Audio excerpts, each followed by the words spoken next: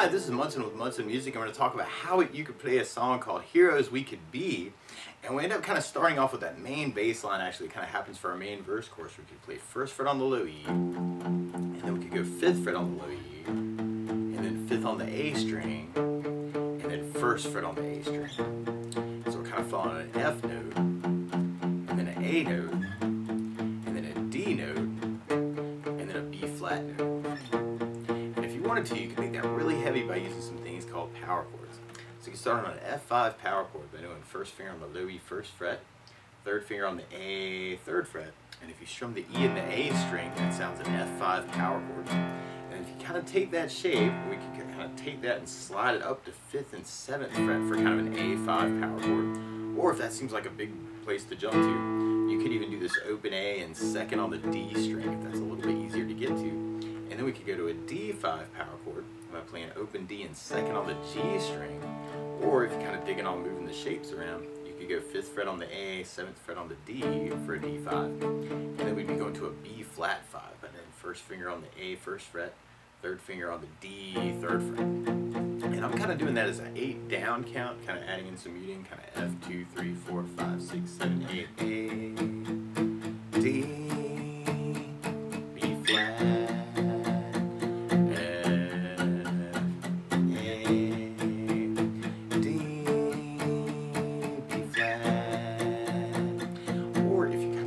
Bigger chords, you can make this really thick by doing this as an F major chord. And normally you do that first fret bar, and we'll talk about some easy options here too.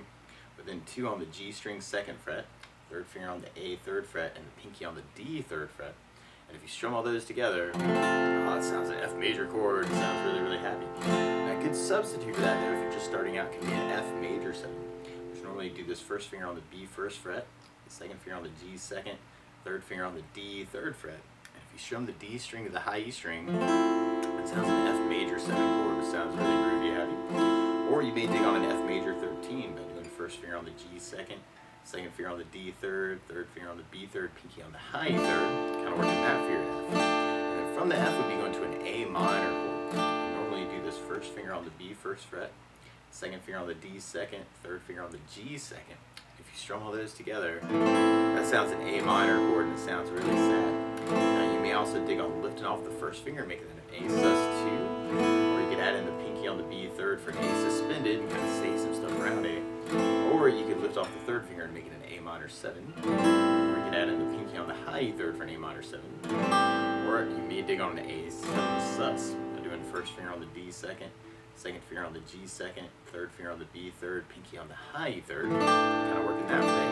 And then from the A we'd be going to a D minor. Normally you do this first finger on the high E 1st fret, second finger on the D 2nd or G 2nd, third finger on the B 3rd, and if you strum the D string to the high E string, oh, the sad sounds of D minor. Around D minors in general, it can be cool to lift the first finger and make that a D sus2. Or add in the pinky on the high E 3rd for D suspended and kind of say some stuff around the D minor.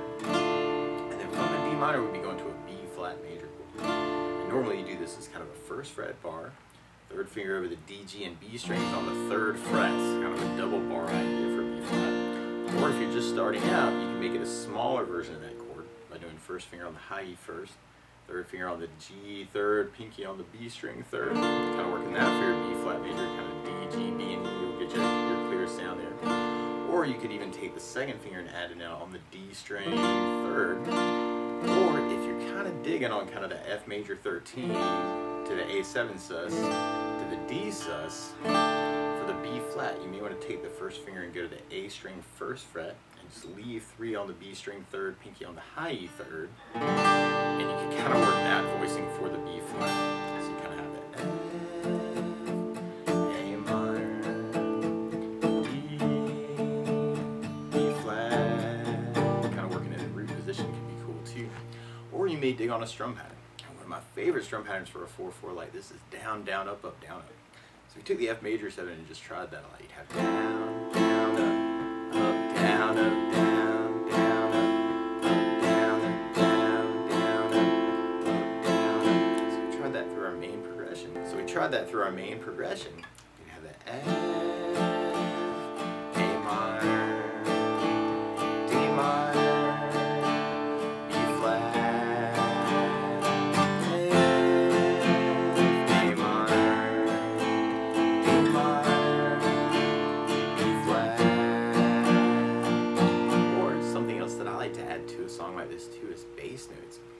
of times on that first down of the down, down, up, down, up, you're doing a bass note for the chord.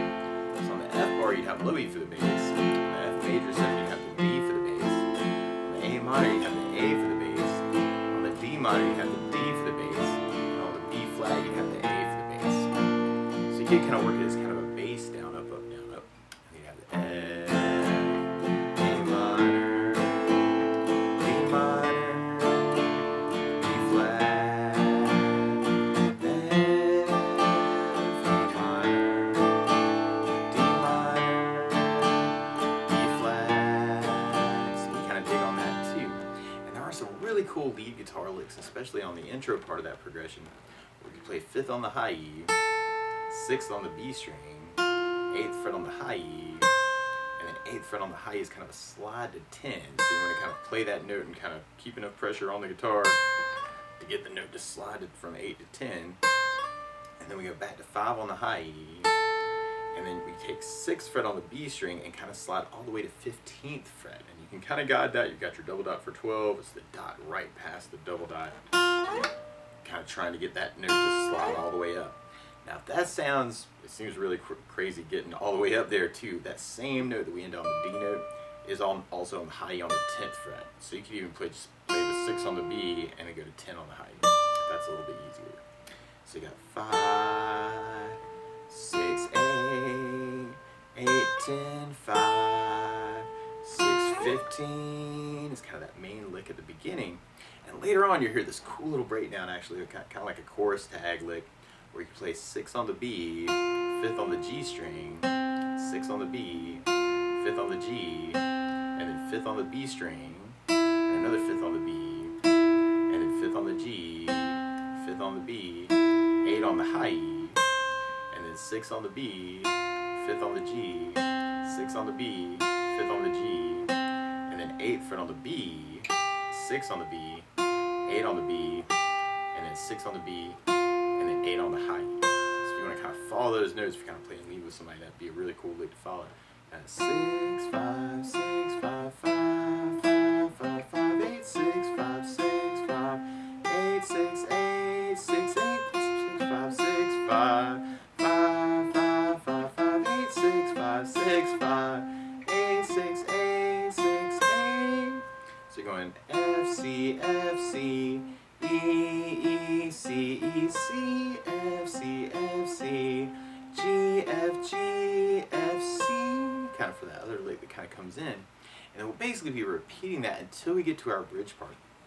And on our bridge, actually, it kind of starts on the B flat, and then we go to our A, or our A5, and then we go to our D, or our D5, and then we go to a G, actually kind of in the bass. And you could kind of do that as a G5 power chord, first finger on the low E third finger on the A 5th fret, it's kind of a G5 power chord. Or if you want to make that a bigger chord, you could use a G minor chord by doing first finger bar on 3rd fret, 3rd finger on the A 5th fret, pinky on the D 5th fret. If you strum all those together, that sounds a G minor chord. It sounds so sad.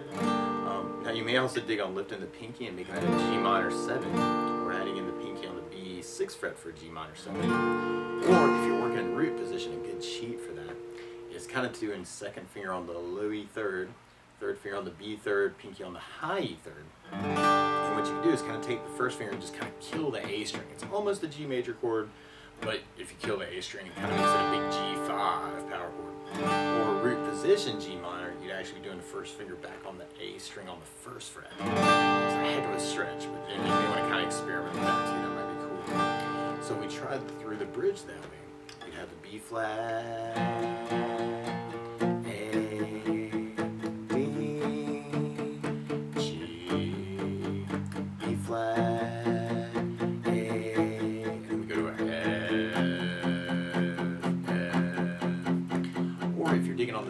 down, up, down, up. On the G minor, you may want to use the low E string for your bass. So if you tried it that way, you have the B flat, A minor, D minor, G minor, B flat, A minor,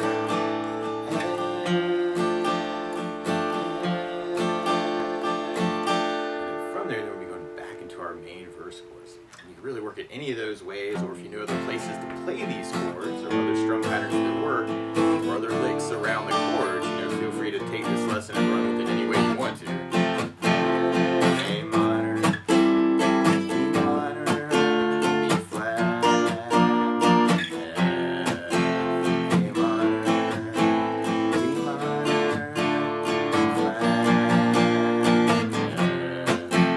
A minor, D minor, B flat.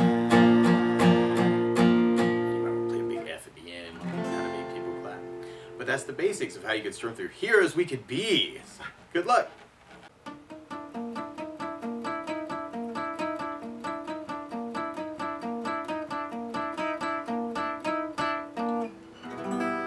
Hi, wherever you are in YouTube land. This is Munson Summer with Munson Music Live, Munson Guitar Songs, Munson Covers, and Munson Jam Tracks. Thanking you for watching this video, and I hope you got something out of this video.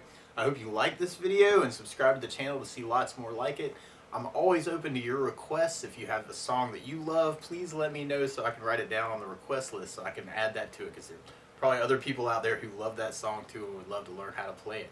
So thanks so much for all the love that you give me, and I hope that you're doing well and kind of figuring out how you can talk with the instrument. We are a small music shop in the middle of nowhere in South Carolina, and you're supporting us by watching this channel.